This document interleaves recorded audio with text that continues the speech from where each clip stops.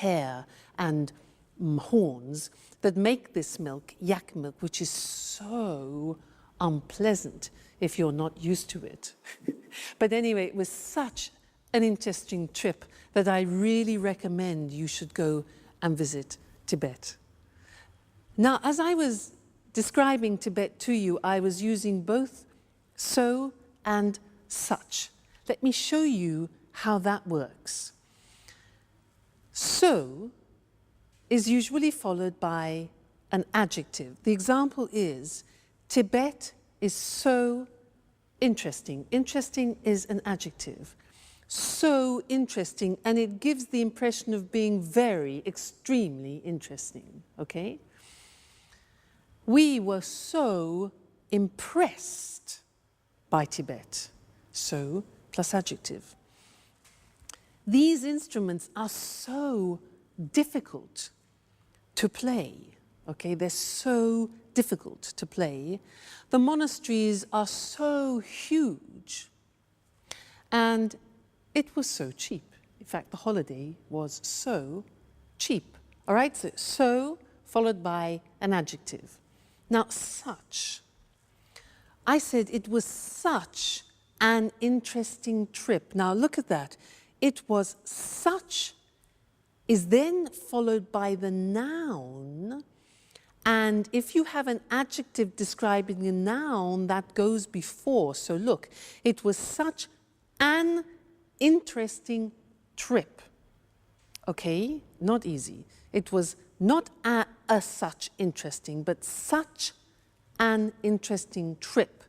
Another example, it was such a different experience. So such goes before the noun and its adjective. In the plural, look at what happens. They sang with such deep voices. Yeah, in fact, in Tibet, the monks, they sing in their boots. They sing, incredible sound. You notice in this example, we take out a or an, which is the indefinite article, and it becomes they sang with such deep voices. They wore such strange hats. All right? So and such. So we use with adjectives, such we use with the noun and its adjective. All right? So Tibet is so interesting. I recommend you go there for a trip. Okay, great. Well, I look forward to seeing you in the next lesson for more English. Take care and keep practicing. Bye. Good morning. Welcome to this week's edition of the Travel Programme, and welcome to Christine Oteng, our travel expert. Good morning, Lucy. Well, Christine, statistics from the International Tourist Office show that Japan is the in destination at the moment for holidays. That doesn't surprise me. Japan's a fascinating country. Yes, I'm sure it is, but tourists do worry about high prices in Japan. It's true, Japan can be expensive, but there are ways to save money. Visitors can save on accommodation, for example. What do you have in mind? Well, I'm thinking of capsule hotels. There are lots of them in Tokyo and in other Japanese cities. What on earth is a capsule hotel? It's a low-budget hotel. It doesn't have bedrooms. Instead, it has capsules. You sleep in a capsule. This is a plastic box, 2 meters long, 1 meter wide and 1 meter high. Incredible. It sounds like a coffin. Yes, but they're more comfortable than a coffin.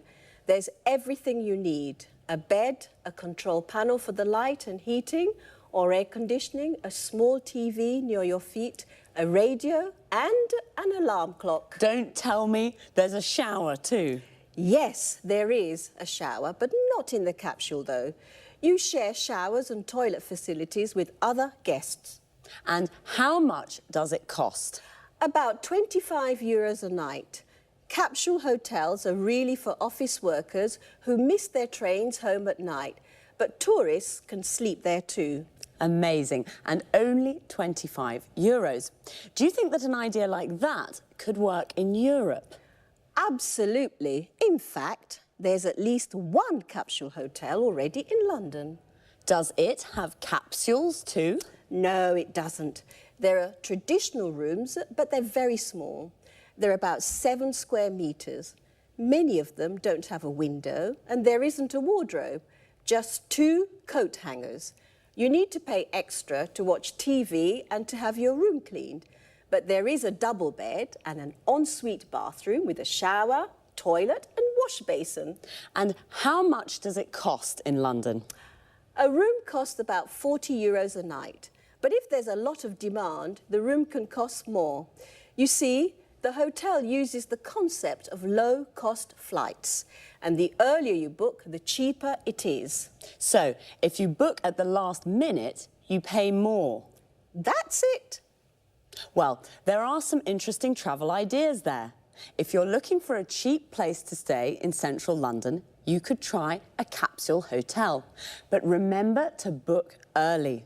On the other hand, if you're visiting Tokyo, why not spend a night in one of those capsules? It'll certainly be an unusual experience, and you'll save some money too. Thanks, Christine. It's a pleasure.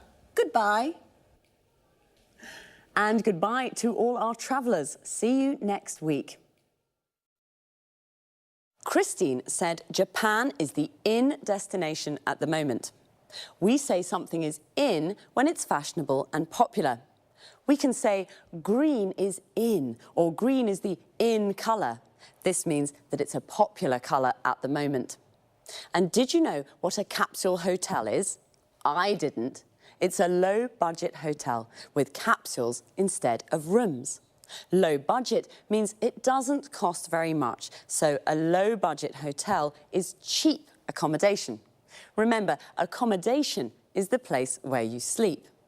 How much does it cost? This is the question you ask when you want to know the price of something. It costs about €25 a night. Notice we say the price of a hotel room, about €40 a night. We use about before the price to indicate that it isn't exact. It could cost a little more or a little less. And we say €40 a night. This means for one night. In London, the earlier you book a room, the cheaper it is. To book means to reserve. So you should book early. This means you should reserve the room as soon as you can, because if you book at the last minute, it's more expensive. At the last minute means very late, just before you leave. So now let's look at some hotel vocabulary. A double room is a room with a double bed, a bed for 2 people. A single room is a room with a single bed for 1 person. Usually in a hotel room, there's a wardrobe, the place where you put your clothes. An ensuite bathroom is a private bathroom for your use only. In low-budget hotels, you often have to share the showers and toilet with other guests.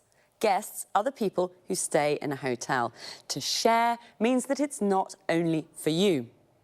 When it's cold, you use the heating to make a room warm. In summer, when it's hot, you use the air conditioning to make a room cool. That's all for this time. Take care and see you next week. Good morning and welcome to this week's edition of Talk Cinema. And welcome to Sanjeev Gupta, our cinema expert. Hi, Lucy, and hello, everyone. Well, Sanjeev, what are we talking about today? Bollywood. I'm sure you're a real expert, Sanjeev, and a fan. Absolutely. I adore Bollywood films. You know, my brother's a director in Mumbai. Interesting. First of all, let's explain to our viewers what Bollywood is. Of course, Bollywood's the name given to the Indian film industry. It comes from Bombay and Hollywood, Bollywood. Bombay's the center of the Indian film industry. Bombay's now called Mumbai, but the name Bollywood is still used. As you seem to be such an expert, I can ask you lots of questions. Fire away. How many films are made in Bollywood each year? About 800, the same as the number of films that are made in Hollywood. Wow, filmmaking's a really big business in India. That's right. Did you know that 14 million people in India go to the cinema every day? 14 million every day. I don't believe it. That's a huge number of people. That's right. There are lots of people in India, remember, but even so, it's a large number of cinema goers. It certainly is. But tell us, is it true that Bollywood's now becoming more known internationally? Yes, it is. Many people from India now live overseas, especially in the UK and the USA. Today, in the UK, Bollywood films are screened in normal cinemas and are also broadcast on TV. The films are becoming popular with new audiences. Also, you know, Hollywood's beginning to copy Bollywood. The film Moulin Rouge, for example, used lots of ideas that are common in Bollywood films. I see. But what's so special about Bollywood films? The films are full of colour, with beautiful traditional Indian costumes and lots of Indian music and dancing. But there's one thing I don't like. The storylines are nearly always the same. Love stories, I mean. I see. What about the actors? Does Bollywood have its own film stars? It certainly does. They're very famous and very rich, just like Hollywood stars. Well, stars are the same everywhere. But tell us, Sanjeev, are there any problems facing Bollywood? Unfortunately, there are. Illegal copying is the biggest problem facing the Bollywood studios. They lose lots of money because of piracy. Another problem is that young audiences are becoming bored with the traditional love story formula. Today, the studios have to create new storylines. A typical new film is the one that is set in a call center in Mumbai and follows the lives of 6 young Indians working there. Did you know, Lucy, that many young Indian graduates now work in call centers? They answer calls in English from customers in the US and the UK. Yes, I have heard of the new call centres in India. So the film mirrors real life. It sounds fascinating. Well, Bollywood's booming and is becoming more known internationally. The stories are rather similar, love stories. But some new, interesting storylines are creeping in, right, Sanjeev? Right. Thanks, Sanjeev, and goodbye. Goodbye. See you again next week for another edition of Talk Cinema. So, Bollywood is booming. We say something is booming when it is growing quickly and becoming successful. Bollywood is the name of India's film industry. The film industry is everything connected with making films. The music industry is everything connected with making music. Sanjeev said that Indian films are screened in cinemas in the UK and broadcast on TV. We say that a film is screened in a cinema, which means it is shown there, and a film is broadcast on TV, means it is shown on TV.